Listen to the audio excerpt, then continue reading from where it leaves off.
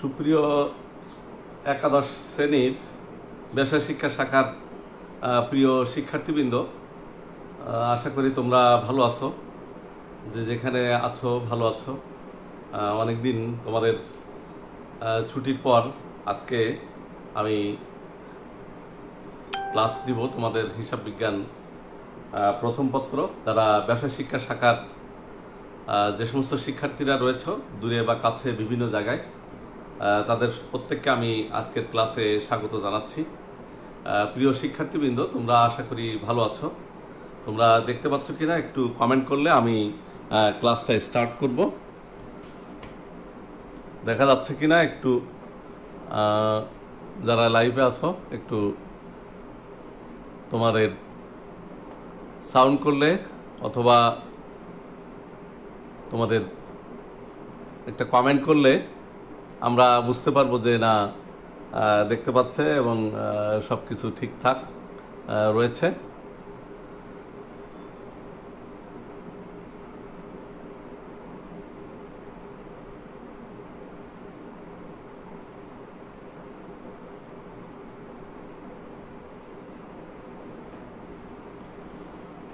প্রিয় শিক্ষার্থীবৃন্দ, আমি এস এম মাহবুবুল ইসলাম, সহযোগী অধ্যাপক হিসাব বিজ্ঞান বিভাগ, সরকারি বাংলা কলেজ, ঢাকা। আজকে তোমাদের হিসাব বিজ্ঞানের উপরে আমরা আরও অনেকগুলো, বিশেষ করে একাদশ শ্রেণীর যে সমস্ত শিক্ষার্থীরা রয়েছে, অনেকগুলো ক্লাস, আমি আগে 2টা ক্লাস নিয়েছি, তোমাদের সাথে আমার পরিচয় হয়েছে।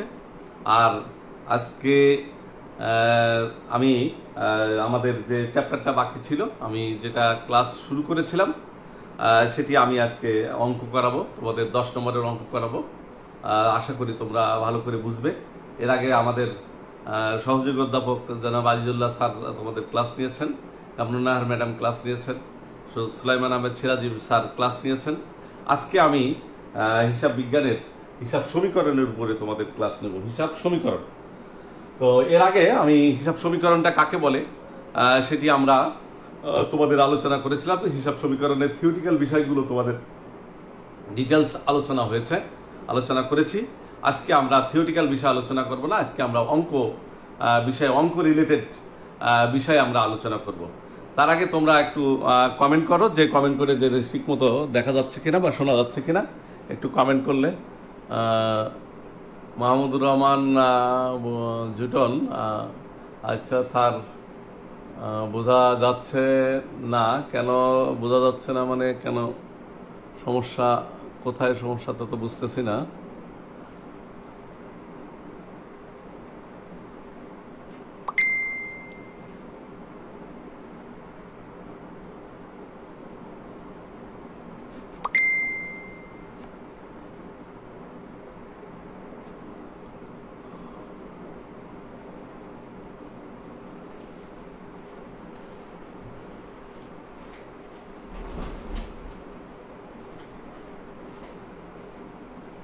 প্রিয় শিক্ষার্থীবৃন্দ, আমরা হিসাব বিজ্ঞানের আজকে হিসাব সমীকরণের উপরে তোমাদের ক্লাস নিব। তোমরা বোঝা যাচ্ছে না বলতে কি শব্দ শোনা যাচ্ছে না নাকি না তোমাদের ক্যামেরায় ক্লিয়ার না, সেটা লাইনে কোনো প্রবলেম আছে? বোঝা যাচ্ছে না বলতে কি বোঝা যাচ্ছে আমি বুঝতেছি না। আমরা হিসাব সমীকরণ নিয়ে আমরা আগেরগুলো ক্লাস করেছি। 2টা ক্লাস আমরা হিসাব সমীকরণের উপরে করেছি। যারা সেই ক্লাসে অংশ নাও নাই বা ক্লাস করো নাই, তারা পূর্বের ভিডিওটা একটু দেখে নিবে, যেহেতু আমাদের এটা লাইভ ক্লাস এবং এটি সব রেকর্ডেড ক্লাস, রেকর্ড হয়েছে, কাজেই সেখান থেকে তোমরা দেখে নিলে আবার বুঝতে পারবা। আমরা হিসাব সমীকরণ নিয়ে কথা বলছি। হিসাব সমীকরণটার সংজ্ঞা আমরা আলোচনা করেছিলাম, তার ব্যাখ্যা আলোচনা করেছিলাম। তো তারপরেও যেহেতু অনেকদিন পরে তোমাদের সাথে ক্লাস হচ্ছে, আমি আবারও ইনিশিয়াল স্টেজ থেকে, প্রাথমিক স্টেজ থেকে আমি তোমাদের বোঝানোর চেষ্টা করব, বুঝাবো। তো তোমাদের যে এখন যে আমরা হিসাব সমীকরণটা কি? হিসাব সমীকরণটা হলো যে আধুনিক হিসাব বিজ্ঞানীরা হিসাব বিজ্ঞানের দুতরফা দাখিলা পদ্ধতির উপর ভিত্তি করে যে উন্নত গাণিতিক সূত্র উদ্ভাবন করেছেন, এই উন্নত গাণিতিক সূত্রকে হিসাব সমীকরণ বলে। সমীকরণটি হলো a = l + OE। এর আগে আমরা ব্যাখ্যা করে আমরা ডিটেলস ব্যাখ্যা করে বলেছিলাম এ সমান সমান এল প্লাস ও ই, অর্থাৎ অ্যাসেটস সমান সমান লাইবিলিটিস প্লাস অনার্স ইকুইটি। সম্পত্তি এতে অ্যাসেটস, এলতে লাইবিলিটিস আর ওইতে অনার্স ইকুইটি, অর্থাৎ সম্পত্তি সমান সমান দায় প্লাস মালিকানা সত্ত্ব। সম্পত্তি, মোট সম্পত্তির যোগফল দায় এবং মালিকানা সত্ত্বের যোগফলের সমান হয়। এই বিষয়টা, এই ধারণাটা যে সমীকরণের মাধ্যমে, যার মাধ্যমে প্রকাশ করা হয় সেটিকে আমরা হিসাব সমীকরণ আমরা বলি, হিসাব সমীকরণ বলি। কাজেই আমরা এটাই আমাদের আগে তোমাদের থিওরিটিক্যাল ক্লাস নেওয়া হয়েছিল, আমরা আরেকটু ডিটেলস আলোচনা করব। এখানে দেখো আমরা একটা ফরম্যাট আঁকিয়েছি, তোমরা সবাই খাতা কলম এবং ক্যালকুলেটর সবাই কাছে রাখো, কারণ আজকে আমরা অঙ্ক করাবো, 10 নম্বরের অঙ্ক করাবো। আশা করি তোমরা এই অঙ্ক তোমাদের ক্লাসে ক্লিয়ার হয়ে যাবে। তোমরা যেখানে থাকো সুন্দরভাবে তোমরা নিজেরা একটু পূর্বের সব ধারণা যে ধারণা থাকে, এ ধারণাটা তোমাদের আমি কি বলবো যে সেটি না নিয়ে এখন থেকে যে এই ক্লাস থেকে তুমি কিভাবে সেটি বুঝার চেষ্টা করবে, বুঝতে পারবে, সেটি আমি আলোচনা করলে তোমাদের দেখবা যে ক্লিয়ার হয়ে যাবে। তো এর আগে আমরা এই সমীকরণটার যে ধারণাটা, সমীকরণটা কি এবং সমীকরণের উপাদানগুলো কি কি আছে, সমীকরণ কিভাবে তার সম্পদ বাড়ে বা কমে, এইগুলো বিষয়ে আমি কিন্তু আগের 2টা ক্লাস করেছি। এই 2টা ক্লাস তোমরা একটু, যারা করো নাই তারা একটু আগের ক্লাসটা দেখে নিবে। তো আজকে আমরা যেহেতু অঙ্ক করাবো আমরা অন্যদিকে আলোচনা, থিওরিটিক্যাল আলোচনায় আমরা সময় নষ্ট করব না। এখানে 2টা দিক আমরা ভাগ করেছি, একটা সম্পদ আর একটা হলো দায়। একটা সম্পদ, একটা দায়। সম্পদ এখানে অ্যাসেটস, এ অ্যাসেটের আমরা এতে অ্যাসেট, এই সম্পদে আমরা অ্যাসেট লিখলাম, এ পাশে দায় এবং মালিকানা সত্ত্ব। তো আমাদের এখানে খেয়াল করো, আমাদের এই যে হিসাব একাদশ শ্রেণীর হিসাব বিজ্ঞান প্রথম পত্র যারা রয়েছে, আমাদের এই অঙ্কটার নাম হলো tabular summary of accounting equation, অর্থাৎ হিসাব লেনদেনের টেবুলার সারসংক্ষেপ। লেনদেনের এই টেবুলার সারসংক্ষেপ আমরা আজকে দেখাবো। তো সেটি খেয়াল করো, সম্পদ ইকুয়াল টু দায় প্লাস মালিকানা সত্ত্ব, এটা এই হলো সমীকরণের মূল কথা। অর্থাৎ মোট সম্পত্তির যোগফল মোট দায় এবং মালিকানা সত্ত্বের যোগফলের সমান হয়। যে সমীকরণের মাধ্যমে বা যার মাধ্যমে এটি প্রকাশ করা হয় সেটিকে আমরা হিসাব সমীকরণ বলি। তো এখন প্রশ্নের মধ্যে যে অঙ্কে, আজকে যেহেতু অঙ্ক আলোচনা করব, তোমাদের বইয়ের, যারা বই এখনো কেনো নাই, বইটা তোমরা ম্যানেজ করে নিও। বই আমি এই বইটা দেখাচ্ছি, বইটা খেয়াল করো, এই বইটা তোমরা ম্যানেজ করে নিও। এটা পূর্বদেশ পাবলিকেশনের বই এবং তোমাদের এই বইয়ের 90 পৃষ্ঠায় 18 নম্বর অঙ্ক, 90 পৃষ্ঠা, পেজ নাম্বার 90 তোমার 18 নম্বর অঙ্ক, 90 পেজ, পৃষ্ঠা 90, 18 নম্বর অঙ্ক। এটা খেয়াল করো, এখানে তো তোমাদের অঙ্ক এখানে লেখার তো নেই, আমি অঙ্কের সমাধানটা এখানে আমরা করব। তো কাজেই যারা বই তোমাদের আছে, বইটা নিয়ে কাছে নিয়ে বসলে তাহলে তোমাদের অঙ্ক বুঝতে সুবিধা হবে, অঙ্ক করতে সুবিধা হবে।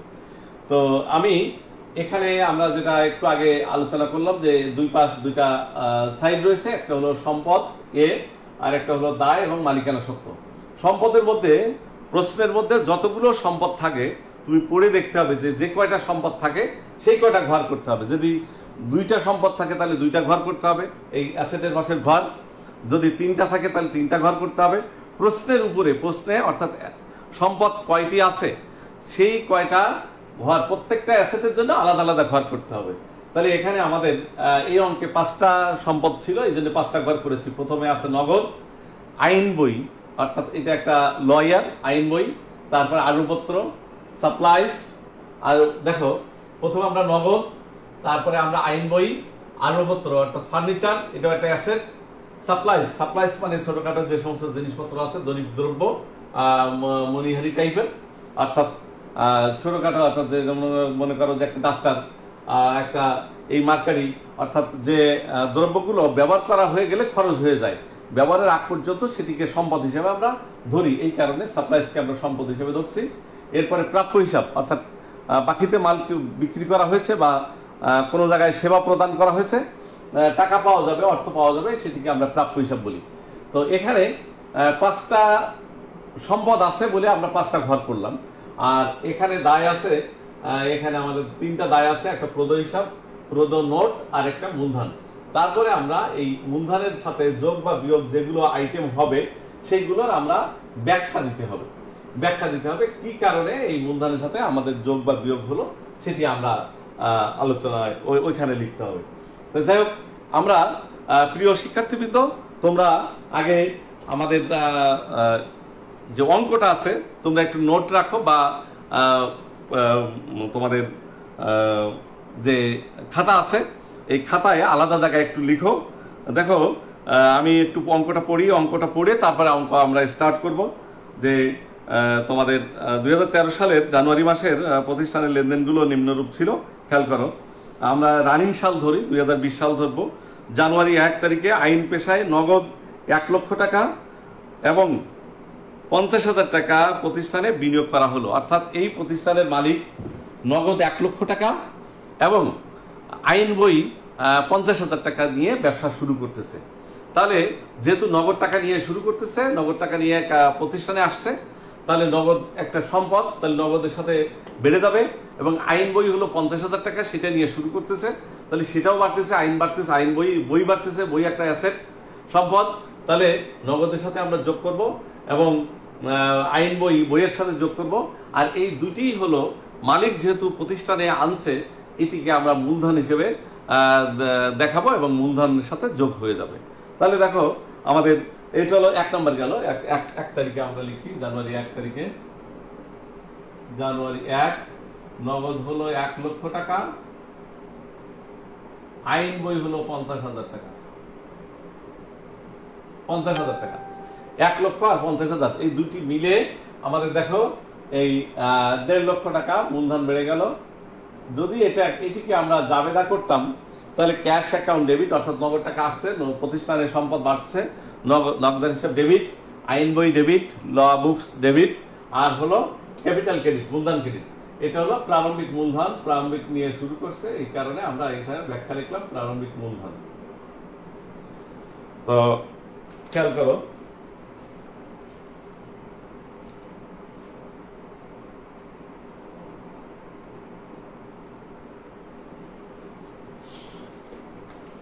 আমরা লেনদেনের টেবুলার সারসংক্ষেপ আমরা আলোচনা করছি। একাদশ শ্রেণীর এটি প্রথম অধ্যায়, এটি 10 নম্বরের প্রশ্ন অবশ্যই আসবে, প্রত্যেক পরীক্ষা আসবে। কাজেই তুমি যাতে আনসার করতে পারো সেইভাবে মানসিক একটা প্রিপারেশন রাখতে হবে এই চ্যাপ্টারের উপরে। যে কোনো ধরনের, যে ধরনের অঙ্ক আসুক না কেন, তুমি যাতে পারো, এবং তুমি যদি একটু মনোযোগ দিয়ে খেয়াল করো, তাহলে দেখবা যে তুমি নিজেই পারছো। এটি সায়েন্স, আর্টস, কমার্স আলাদা কোনো স্টুডেন্ট লাগবে না, কারণ এটি একটু বুঝার বিষয় এবং যোগ বিয়োগ এইটি ছাড়া আর কিছু না। এটি একটা একটা সার সংক্ষেপ, একটি সামারি। লেনদেনগুলো যেটা সংগঠিত হয়, এর আগে আমরা আলোচনা করেছি যে লেনদেন না হলে কিন্তু অ্যাকাউন্টিং এ আমরা লিখি না। যেহেতু লেনদেন না হলে লিখি না, কাজেই এখানে যতগুলো আমরা বিষয় আসবে, লেনদেন যেগুলো আসবে, সেই লেনদেনগুলো একটা সামারি, একটা টেবুলার সামারি, একটা সার সংক্ষেপে আমরা উঠাবো, একটা পৃষ্ঠায় উঠাবো। এই যে একটা পৃষ্ঠায় উঠে তার ফলাফল নির্ণয় করব, এই সামারিকে বলা হয়, এই সার সংক্ষেপকে বলা হয় আমরা হিসাব সমীকরণের সার সংক্ষেপ। যাই হোক, তাহলে মালিক কি শুরু করলো? মালিক দুইটা জিনিস নিয়ে শুরু করেছে, একটা নগদ টাকা, নগদ অর্থ 1 লক্ষ টাকা, আরেকটা তার ব্যক্তিগতভাবে বই 50,000 টাকা। এই দুইটা মিলে প্রতিষ্ঠানে যেহেতু আসছে, তাহলে এই প্রতিষ্ঠানে আসছে এই দুইটা সম্পদ, এই কারণে সম্পদের দিকে লিখলাম। আর এই সম্পদের বিপরীতে মালিকের এই দুইটার প্রতি টান আছে, মালিকের দাবি আছে, এই কারণে এইটিকে আমরা মূলধন হিসেবে লিখলাম। তুমি একটা প্রিয় শিক্ষার্থী, তোমরা একটু মনে রাখবা, এই পাশ, বাম পাশ যেটা আমরা সম্পদ ঘর করলাম, এই সম্পদটা হলো, মনে করো প্রতিষ্ঠানের দখলে থাকে, প্রতিষ্ঠানে থাকে। সম্পদ বাড়লে, এই যে সম্পদ বাড়বে ওই সম্পদের সাথে যোগ করবা, আর যদি সম্পদ কমে যায় তাহলে ওই সম্পদ থেকে বিয়োগ করবা। অনুরূপভাবে দায়ের দিকে যদি তুমি লিখো তাহলে একটা দায় যদি তোমার বাড়ে ওই দায়ের সাথে যোগ করবা, দায় যদি কমে যায় তাহলে দায় থেকে বিয়োগ করবা। এখন কোশ্চেন হচ্ছে যে কোন লেনদেনের ফলে সম্পদ বাড়ে বা কখন সম্পদ বাড়ে বা কখন সম্পদ কমে, এটা যদি তুমি না জানো তাহলে কিন্তু তুমি অঙ্ক করতে পারবে না। সম্পদ বাড়বে তখন যখন এই কোন একটা সম্পদ মনে করো আমরা কিনে নিয়ে আসলাম, তাহলে কিনে নিয়ে আসলে আমাদের ওই সম্পদটা বাড়লো। মনে করো যে তুমি প্রতিষ্ঠানে মালিক বাড়ি থেকে 1 লক্ষ টাকা ইনভেস্টমেন্ট করলো, তাহলে প্রতিষ্ঠানে নগদ টাকা বেড়ে যাচ্ছে, তাহলে ওই নগদের সাথে যোগ করবা। আবার যদি মনে করো বাইরের কোনো জায়গা থেকে মালিক হয়তো 10,000 টাকার একটা ফার্নিচার নিয়ে আসলো, প্রতিষ্ঠানে এসে জমা দিচ্ছে, প্রতিষ্ঠানে ইনভেস্টমেন্ট করতেছে, বিনিয়োগ করতেছে ফার্নিচার, তাহলে ওই ফার্নিচারের আনুমাত্র মূল্য বেড়ে যাবে, আনুমাত্র বেড়ে যাবে, তখন আনুমাত্রের সাথে যোগ করবা। আবার যদি মনে করো যে এই ফার্নিচার প্রতিষ্ঠান থেকে হয়তো একটা পুরানো ফার্নিচার হয়ে গেছে, পুরানো ফার্নিচার প্রতিষ্ঠান থেকে বিক্রি করে দিল, তাহলে ওই ফার্নিচার কমে যাচ্ছে, ফার্নিচার থেকে মাইনাস করে দেবা। এভাবে সম্পদ বাড়লে ওই সম্পদের সাথে যোগ করবা, আর সম্পদ যদি কমে যায় তাহলে ওই সম্পদ থেকে মাইনাস করে দেবা। এটি হলো সমীকরণের মূল ভিত্তি বা মূল কথা। তাহলে এখন দেখো, খেয়াল করো, 1 নম্বর লেনদেন আমরা সবাই বুঝতে পারছি যে নগদ 1 লক্ষ টাকা এবং আইন বই 50,000 টাকা, এই দুইটা নিয়ে ব্যবসা শুরু করেছে। তাহলে দুইটা নগদের সাথে আমরা যোগ করলাম, আইন বইয়ের সাথে যোগ করলাম এবং মূলধনের সাথে যোগ করলাম। অর্থাৎ সবসময় সমীকরণ সমান থাকবে, ও পাশেও যা হবে এ পাশেও তাই হবে। এ পাশে আমরা যোগ করেছি, এ পাশেও যোগ করতে হবে। এ পাশে যদি আমরা বিয়োগ করতাম, এ পাশেও আমরা বিয়োগ করতে হবে। আর যদি একই পাশে লেনদেন পড়ে, মনে করে একটা সম্পদ বাড়ে একটা সম্পদ কমে, তাহলে একটা যোগ হবে একটা বিয়োগ হবে। এটা হলো তোমার মৌলিক জিনিস, বুঝার জিনিস। 5 তারিখ, এখন আমি 5 তারিখ লেনদেনটা পড়ছি, খেয়াল করো। 5 তারিখের লেনদেন হলো অফিসের জন্য আসবাবপত্র ক্রয় করা হলো 20,000 টাকা। এই যে অফিসের জন্য আসবাবপত্র ক্রয় 20,000 টাকা, তোমরা আলাদা জায়গায় পাশাপাশি খাতা রেখে নোট লেখো, নোট সাথে নোট করো যে প্রথমে আমরা বিনিয়োগ করেছিল 1 লক্ষ টাকা আর আইন বই হলো 50,000 টাকা। এই দুইটা আমরা নগদের সাথে যোগ করেছি, আইন বইয়ের সাথে যোগ করেছি এবং মূলধনের সাথে যোগ করেছি। এখন বলছে কি, এখন বলছে যে অফিসের জন্য আসবাবপত্র বাকিতে ক্রয় করা হলো 20,000 টাকা। এই যে বাকিতে আসবাবপত্র ক্রয় করা হচ্ছে, এটা খেয়াল করে বুঝো। আসবাবপত্র বাকিতে ক্রয়, বাকিতে এটা 5 তারিখ, জানুয়ারির 5, বাকিতে আসবাবপত্র ক্রয় 20,000 টাকা। তাহলে আসবাবপত্রের সাথে আমরা যোগ করলাম 20,000 টাকা, এটাও যোগ, এটাও যোগ। এটা তোমরা যোগ না লিখলেও চলে, যেহেতু প্লাসের বিষয়, এটা কিছু না লিখলে মনে হবে সেটি প্লাস। তাহলে আসবাবপত্রের সাথে যোগ, আসবাবপত্রের সাথে আমরা যোগ করলাম, বাকিতে ক্রয় করলাম। তাহলে বাকিতে ক্রয় করলে এই টাকাটা তো এখনো পরিশোধ করি নাই, যদি টাকা পরিশোধ করতাম তাহলে নগদ থেকে বিয়োগ হয়ে যেত। যেহেতু টাকা পরিশোধ করি নাই, যাদের কাছে কিনে নিয়ে আসলাম তারা আমাদের কাছে টাকা পাবে। এই যে পাবে, এটিকে বলা হয় দায়, অর্থাৎ মানে will have to be paid, অর্থ পরিশোধ করতে হবে। এই যে অর্থ পরিশোধ করতে হবে এরকম যদি বুঝায়, সেটিকে আমরা তোমার অর্থ পরিশোধ করে সেটিকে আমরা দায় বলি। আর অর্থ পাওয়া যাবে মানে will have to be received, অর্থ পাওয়া যাবে এরকম যদি বুঝায়, সেটিকে আমরা সম্পদ হিসেবে ধরি। তাহলে দেখো, আসবাবপত্র আমরা ক্রয় করলাম, আসবাবপত্র বাকিতে ক্রয় করলাম 20,000 টাকা, এই প্রদ হিসাবের সাথে যুক্ত করে দাও 20,000 টাকা। এখন এটি কি ব্যাখ্যায় লিখতে হবে? এটি ব্যাখ্যায় লিখতে হবে না, ব্যাখ্যায় লিখতে হবে না। এই কারণে এই মূলধনের ঘরে যোগ বা বিয়োগ, এটা মনে রাখো, একটু খেয়াল করো, প্লিজ নোট। মূলধনের ঘরে যতগুলো আইটেম যোগ বা বিয়োগ করা হবে না, মূলধনের ঘরে যদি আমরা যোগ বা বিয়োগ না করি তাহলে সেটি আমরা ব্যাখ্যায় লিখবো না। অর্থাৎ যখন মূলধনের ঘরে যোগ বা বিয়োগ করব তখনই আমরা সেটি ব্যাখ্যাতে লিখবো। তাহলে দেখো 20,000 টাকা। এখন আমরা সামারি করি, খেয়াল করো, লেনদেন যোগ করতে হবে প্রতিটা লেনদেনে, অর্থাৎ ডে আফটার ব্যালেন্স তৈরি করতে হবে। প্রতিদিন আমাদের ব্যালেন্সটা কত আছে, জের কত আছে, সেটা জেরটা আমার বের করতে হবে। এখানে জের লিখলাম, জের বা ব্যালেন্স। উপরের 1 লক্ষ টাকা আমরা নিচে নিয়ে আসলাম, এখানে দেখো 50,000 টাকার উপরে নিয়ে আসলাম নিচে, এখানে 20,000 টাকা, এখানে খেয়াল করো, এখানে 20,000 টাকা, এখানে 1,50,000 টাকা। এই তাহলে দেখো আমাদের সমীকরণ যেটা বললাম যে এ পাশ সমান এই পাশ হবে, অর্থাৎ সম্পদ সমান দায় হবে। তাহলে 50,000 টাকা, 1,50,000 টাকা আর 20,000 টাকা, তাহলে 1,70,000। সরি, এ পাশেও দেখো 1,70,000 টাকা, অর্থাৎ সমীকরণ সবসময় মিলে যাবে। তাহলে দেখো এরপরে আমাদের এটা 5 তারিখ গেল, 10 তারিখে মক্কেলদেরকে আইন সেবা দেওয়া হলো। এটা একজন লয়ার, অর্থাৎ আইনের, অর্থাৎ সেবাধর্মী প্রতিষ্ঠান, আইনের ব্যবসা করে, আইনের ব্যবসা করে, সবাই সেবাধর্মী প্রতিষ্ঠান। মক্কেলদের আইন সেবা প্রদান করা হলো 1,50,000 টাকা, যার মধ্যে নগদে পাওয়া গেল 1,20,000 টাকা। তোমরা একটু নোট রাখো।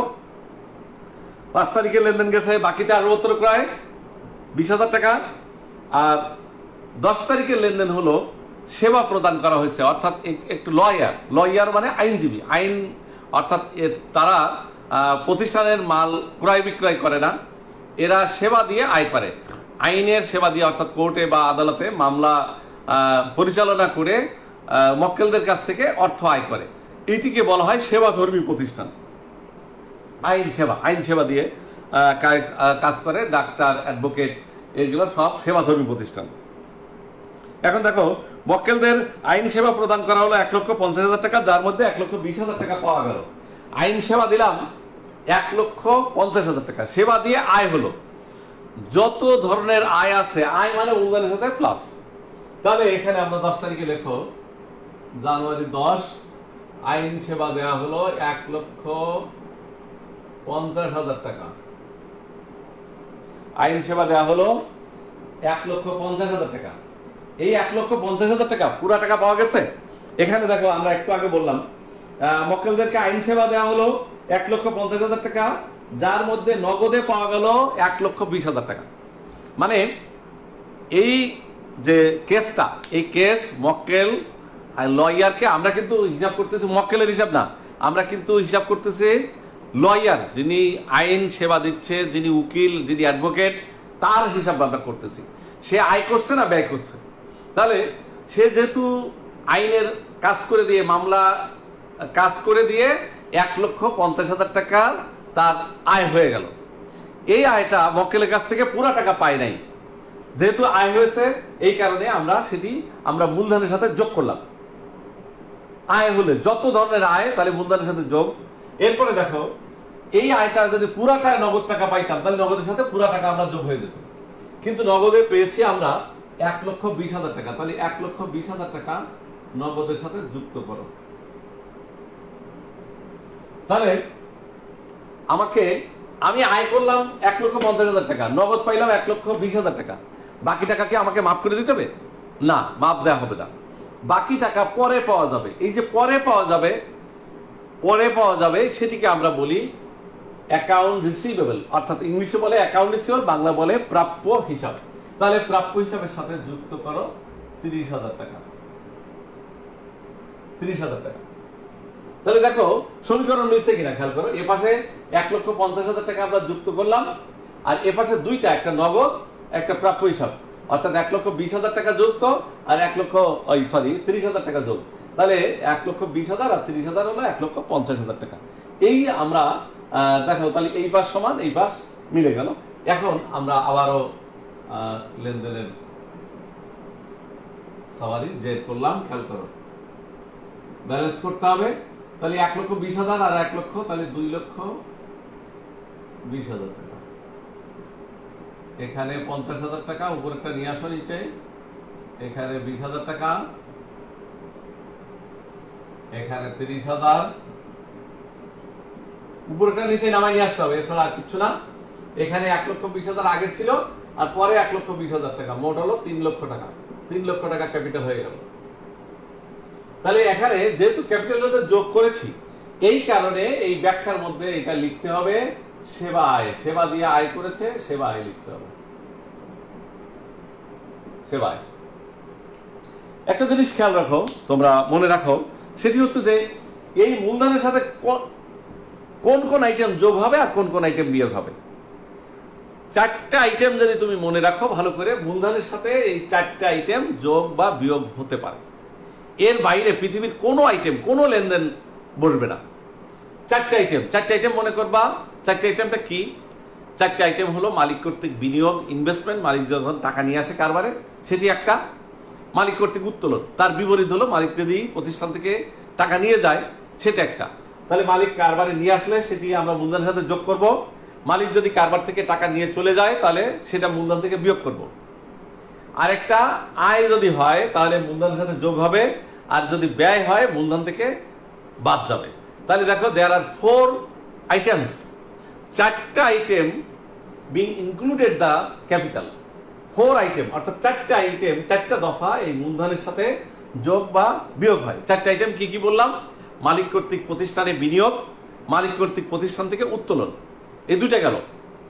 আর যদি মুনাফা জাতীয় কোনো আয় হয় সেটি মূলধনের সাথে যুক্ত হয়, আর মুনাফা জাতীয় যদি কোনো ব্যয় হয় তাহলে মূলধন থেকে বিয়োগ হয়। এই 4 ধরনের আইটেম মালিকানা সত্ত্বকে প্রভাবিত করে। এটা কিন্তু আমরা আগের দিন থিওরিটিক্যাল ক্লাসে আমরা আলোচনা করেছিলাম। অর্থাৎ মালিকানা সত্ত্বে প্রভাব বিস্তারকারী উপাদানগুলা, there are 4 items being effective to the owner security, অর্থাৎ মালিকানা সত্ত্বকে প্রভাবিত করে 4টি উপাদান। তাহলে দেখো আমরা এই এখানে নিয়ে আসলাম। এটা গেল কয় তারিখ? 10 তারিখ শেষ। এরপরে তারিখ দেখো আমাদের 12 তারিখে নোট ইস্যু করে ব্যাংক থেকে 60,000 টাকা ঋণ নেওয়া হলো। নোট ইস্যু করে 60,000 টাকা ব্যাংক থেকে ঋণ নেওয়া হলো। আমাদের এখন প্রতিষ্ঠানে টাকার দরকার, টাকা দিয়ে কি করব? টাকার হয়তো লেনদেনের জন্য, প্রতিষ্ঠানের জন্য, অর্থাৎ আইন পেশার জন্য। তিনি যেহেতু একটা আইনজীবী, উনি ব্যাংকের থেকে নোট ইস্যু করে টাকা নিয়ে আসলো। যেহেতু প্রতিষ্ঠানে কি আসছে, তাহলে এটা খেয়াল করতে হবে প্রতিষ্ঠানে আসতেছে কি। প্রতিষ্ঠানে আসতেছে নগদ টাকা, তাহলে নগদ টাকা হলো সম্পদ, নগদের সাথে যুক্ত হবে। আর এর বিপরীতে আমরা কি ইস্যু করে? নোট ইস্যু করে টাকা নিয়ে আসতেছি। যেহেতু নোট ইস্যু করে টাকা আনছি, এই কারণে পুরো নোটের সাথে বেড়ে যাবে, নোট বাড়বে আর হলো ক্যাশ টাকা বাড়বে। এর জন্য আমরা যদি জার্নাল করি, জাবেদা করি, তাহলে ক্যাশ টাকা যেহেতু নগদ টাকা আসছে, সম্পদ বাড়তেছে, সম্পদ বৃদ্ধি পাচ্ছে, এই কারণে অর্থাৎ ক্যাশ ডেবিট আর নোট পেবেল ক্রেডিট, অর্থাৎ ক্যাশ অ্যাকাউন্ট ডেবিট অর্থাৎ নগদান হিসাব ডেবিট, আর নোট পেবেল বা নোট ক্রেডিট। যারা শিক্ষার্থী আসো, যারা প্রিয় শিক্ষার্থী, তোমরা যেহেতু ফার্স্ট ইয়ারে এখন প্রথমেই আসছো, তোমরা এই বাংলার সাথে ইংলিশ টার্মস গুলো একটু তোমাদের জানা থাকা দরকার, জানবা। যখন দেখবা যে বইতে যখন পড়বা, তখন দেখবা যে হেডিং গুলো ইংলিশে দেওয়া আছে, এই হেডিং গুলো ইংলিশ পড়বা। কারণ অনার্সে যখন তোমরা যাবে, উচ্চশিক্ষার জন্য যখন যাবে, তখন দেখবো যে ইংলিশ বই ছাড়া তো কোনো বই নেই। ইংলিশ বই ছাড়া তোমাদের উচ্চশিক্ষা অর্জন করতে পারবা না, অনার্সে পারবা না।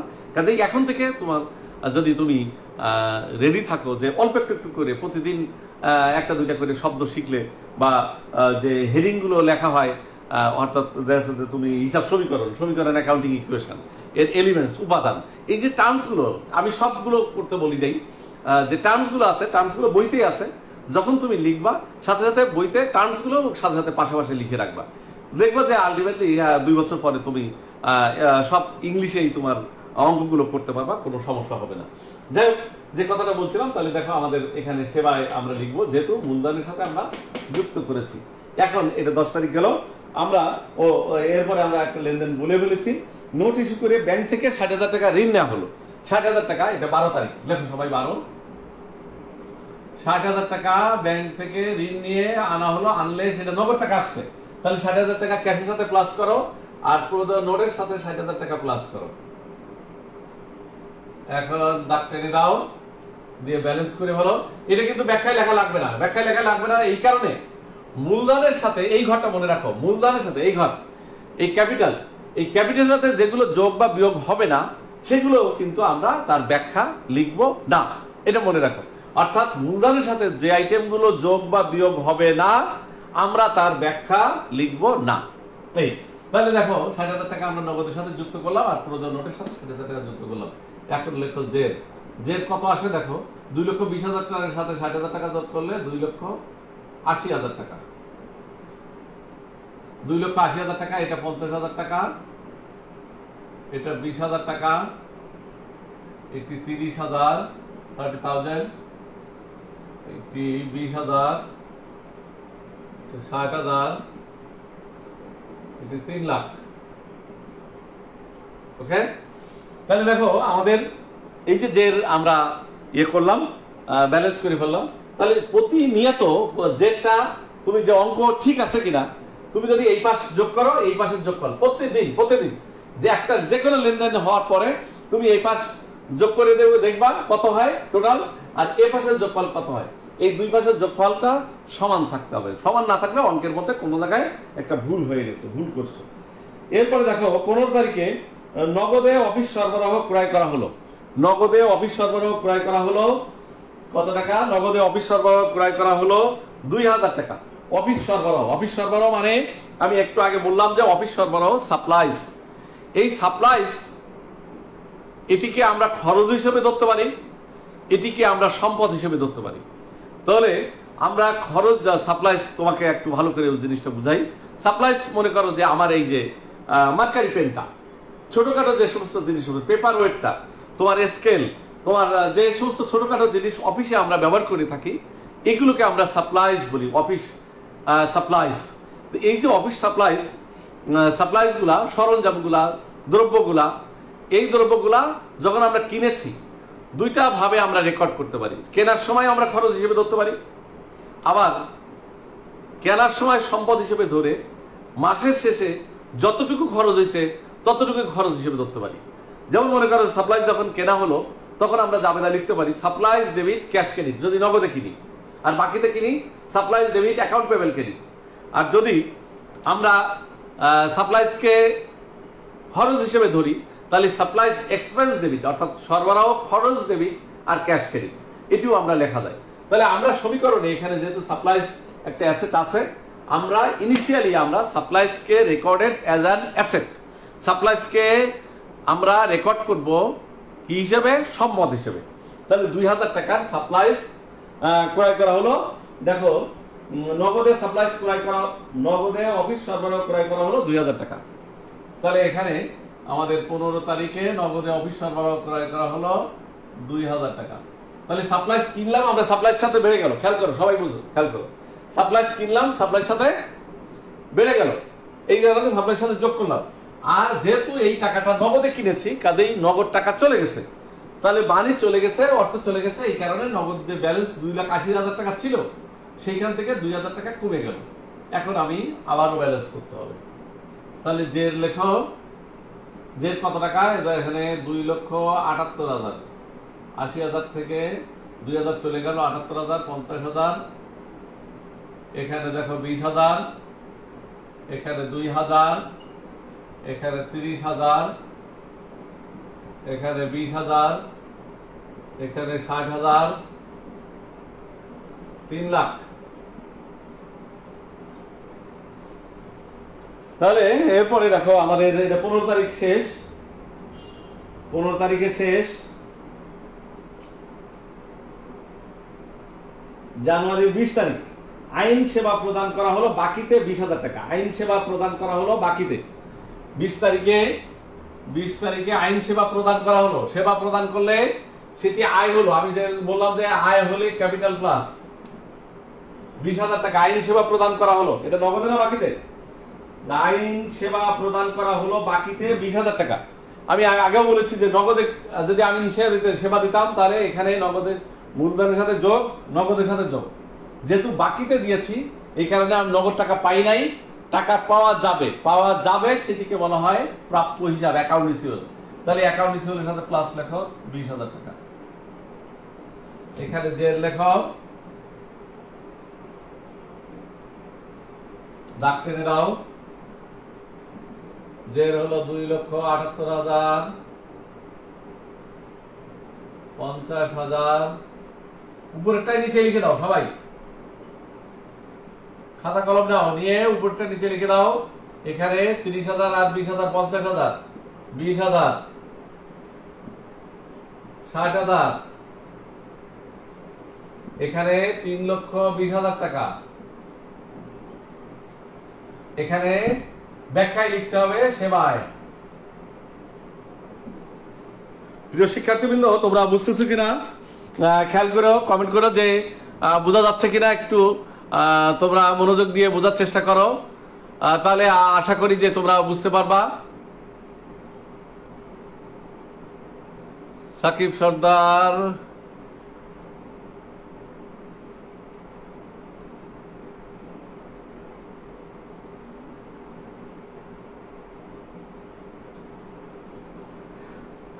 তোমাদের প্রথমে ফার্স্ট পেপার, আমরা এটা ফার্স্ট পেপার, তারপরে আমরা সেকেন্ড পেপার পড়াবো। ফার্স্ট পেপার উপর ভিত্তি করেই সেকেন্ড পেপার তোমার অঙ্কগুলা, কাজেই ইনিশিয়াল অঙ্কগুলো যেগুলো আছে, যেগুলো মৌলিক ভিত্তি, অ্যাকাউন্টিং এর ভিত্তি, সেগুলো তোমাদের আগে না শিখলে তোমরা সেকেন্ড ইয়ারে যেটি আরো কঠিন অঙ্ক একটার উপরে আরেকটা নির্ভর করতে হয়, কাজেই সেটি তোমরা বুঝতে পারবে না। এই জন্য প্রথম পত্র আমরা আগে ফার্স্ট ইয়ারে আমরা প্রথম পত্র পড়াই, তারপরে শেষের দিকে যখন ফার্স্ট ইয়ার এটা শেষ হয়ে যায় ফার্স্ট পেপার, তখন আমরা সেকেন্ড পেপারের দুই একটা চ্যাপ্টার, কয়েকটা চ্যাপ্টার আমরা পড়ানো হয়। কাজেই সেটি নিয়ে তোমাদের চিন্তা নেই, চিন্তা আমাদের মাথায় ছেড়ে দাও। তোমরা যেটা যেটা পড়ানো হচ্ছে, যে চ্যাপ্টার তোমাদের পড়ানো হচ্ছে, এই চ্যাপ্টারগুলো ভালো করে করো। তোমাদের আশা করি তোমরা ভালোভাবে বুঝতে পারবে এবং ভালোভাবে পারতে পারবে এবং অঙ্কে লেটার পাবে আশা করি। তো এখন দেখো, খেয়াল করো, আমরা 20 তারিখ শেষ করলাম। 25 তারিখে জানুয়ারি 10 তারিখে প্রদত্ত সেবার বকেয়া অর্থ পাওয়া গেল। জানুয়ারি 10 তারিখে যে সেবাটা দিয়েছিলাম, খেয়াল করো, 10 তারিখে আমরা লেনদেন ছিল, তোমাদের সেবা প্রদান করা হলো 1,50,000 টাকা। সেখান থেকে নগদে পেলাম 1,20,000 টাকা নগদ পেয়েছি, আর বাকি ছিল দেখো 30,000 টাকা। এখন এই 30,000 টাকা এখন বলতেছে, এটা হলো 10 তারিখে বাকি ছিল, এই 30,000 টাকা এখন পাওয়া গেল কয় তারিখে পাওয়া গেল? এটা পাওয়া গেল 25 তারিখে। দেখো 25 তারিখ, 25 তারিখে পাওয়া গেলে ওই 30,000 টাকা এখন নগদের সাথে যুক্ত করে দাও। 30,000 টাকা নগদের সাথে যুক্ত করলাম, খেয়াল করো। তাহলে যেহেতু প্রাপ্য হিসাব মানে টাকা পাওয়া যাবে, যার কাছে টাকা পাওয়া যাবে সে যদি টাকা দিয়ে দেয় তাহলে তার দেনাটা কমে যায়, তার অর্থাৎ অ্যাসেটটা কমে যায়। তাহলে এই প্রাপ্য হিসাব এখান থেকে মাইনাস করে দাও 30,000 টাকা। 30,000 টাকা, অর্থাৎ আমরা প্রাপ্য হিসাব থেকে মাইনাস করলাম আর নগদের সাথে প্লাস করলাম। এটা গেল, খেয়াল করো, জেল লেখো। তাহলে 30,000 টাকা প্লাস করলে আমাদের আসে হলো 3,0 20,000, এখানে 2,000 সাপ্লাইস। প্রাপ্য হিসাব আছে, দেখো 50,000 ছিল, 30,000 চলে গেল, 20,000 টাকা থাকে প্রাপ্য হিসাব। এখানে 20,000 টাকা প্রদ হিসাব, প্রদ নোট আসে 60,000 টাকা, মূলধন আসে 3,20,000 টাকা।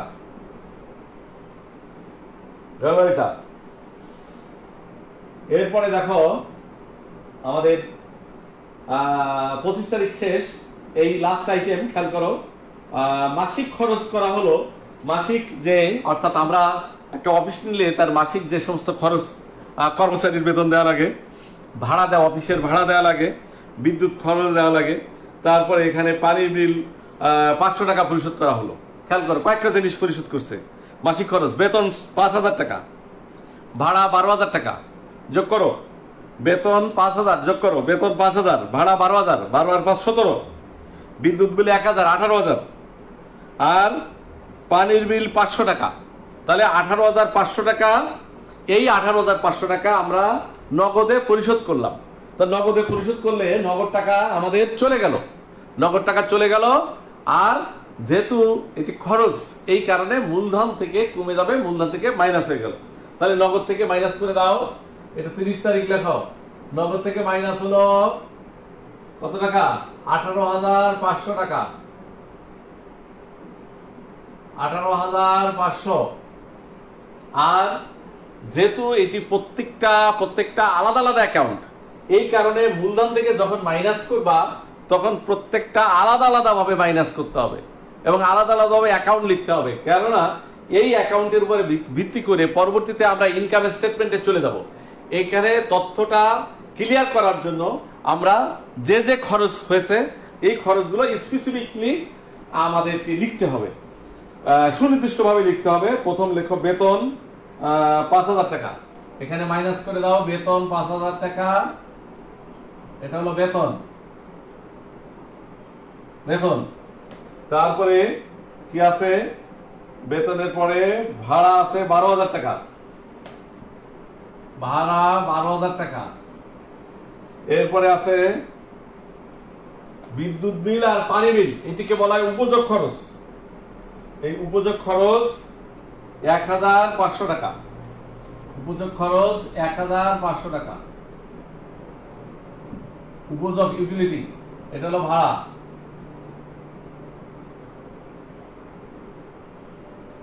ভাড়া এটা হলো উপযোগ খরচ, উপযোগ খরচ, উপযোগ খরচ। এখন তুমি ব্যালেন্স করে ভালো। প্রথমে দেখো নগদে আমাদের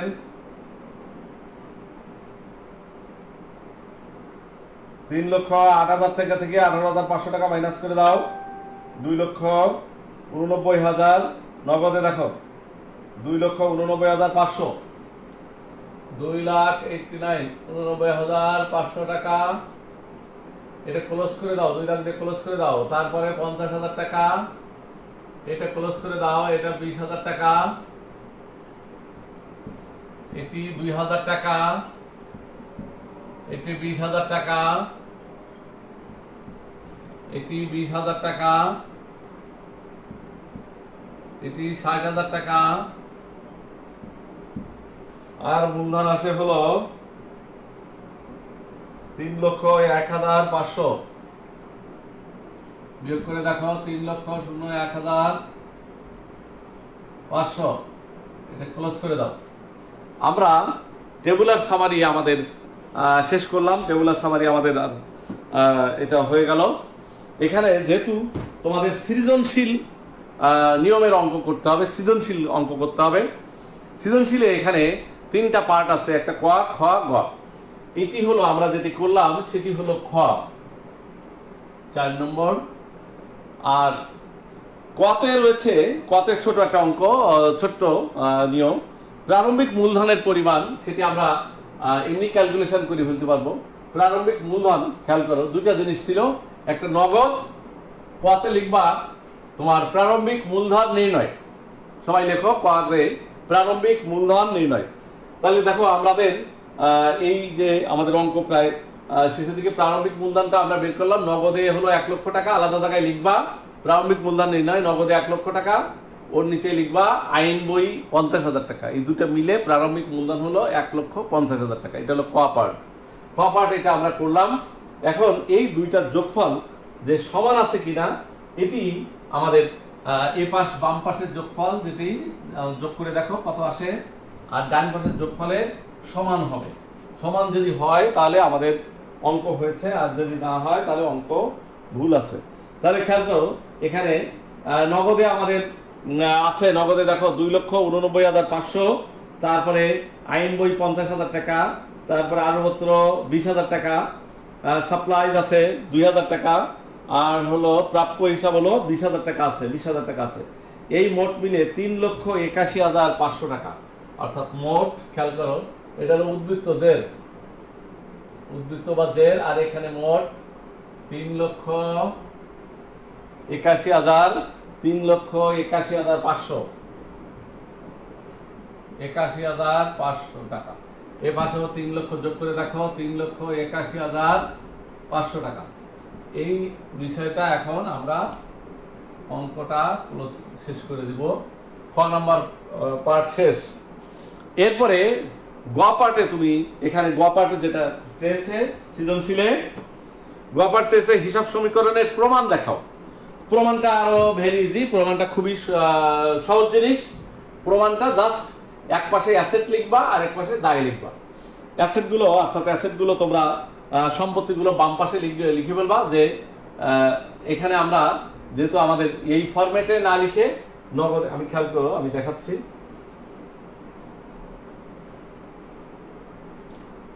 বুঝতে পারলাম। এই খ পার্ট শেষ।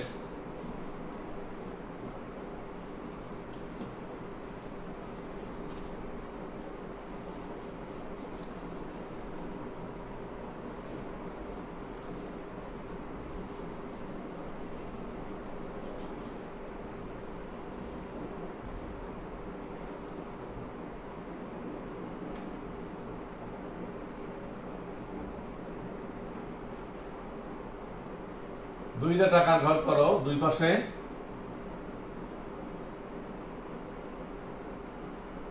হিসাব সমীকরণের প্রমাণ, হিসাব সমীকরণের প্রমাণ, প্রমাণ। এখানে সম্পদ, এখানে টাকা, দায় সমূহ টাকা। সম্পদ, সম্পদে আছে আমাদের কি কি আছে? নগদ, এই যে লিখলাম এইটাই লিখবা 2,89,500, 2,89,500 দেখে দেখে লিখবা, জাস্ট এটা আর কোনো ঝামেলা নেই। এখানে যা লিখেছি 2,89,500 সম্পদের পরে নগদ, নগদের পরে আমাদের কি ছিল? নগদের পরে আমাদের ছিল আইন বই। আইন বই হলো 50,000 টাকা, আইন বই। আচ্ছা, আমরা তারল্যের ক্রম অনুসারে লিখি। নগদের পরে আমরা লিখলাম, নগদের পরে আমরা প্রাপ্য হিসাব লিখব।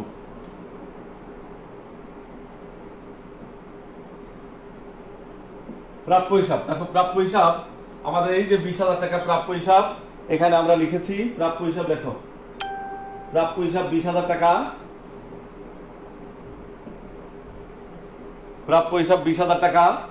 এরপরে সাপ্লাইজ লেখো 2,000 টাকা, সাপ্লাইজ, সাপ্লাইজ এই যে এখানে সাপ্লাইজ আছে 2,000 টাকা। তারপরে লেখো আইন বই, আইন বই বা পুস্তক, পুস্তক হলো 50,000 টাকা, 50,000 টাকা। আরেকটা হলো আরবপত্র,